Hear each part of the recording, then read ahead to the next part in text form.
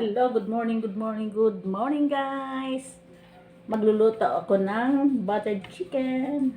Na-marinate ko na po ito guys, yung manok. 5 pirasong drumstick. Ako lang ang kakain ito. Hindi ko ito mabubos, pero lulutuin ko lahat.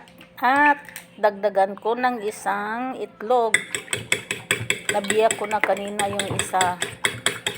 So, 2 itlog ang isasahog ko. Ito po yung flour.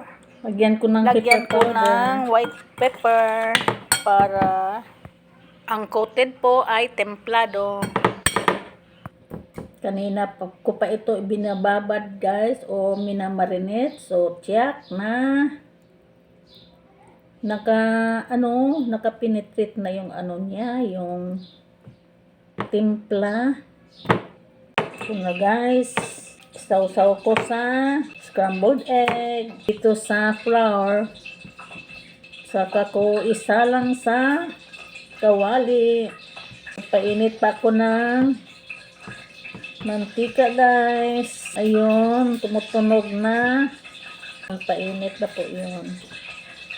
Pag tumigil yung niya, tunog ng mantika, nangangahulugan yan na mainit na yan. Ganito yung prito ng buttered chicken. Kailangan kalutang sa mantika ang drumstick o hita ng manok. Guys, maliit na pat lang ang lulutuan ko para yung mantika niya ay malalim at lulutang yung piraso ng drumstick. Ito na po. Lagay ko na. Ayan. Pwede pa pala. Ilagay yung isa.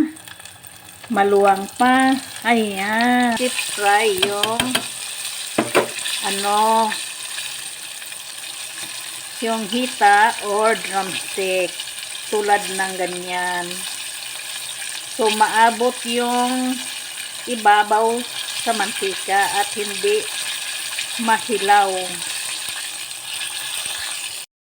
Hanguin ko na po itong dalawang. Ayan, luto na po. Kakain na tayo. Thanks for watching.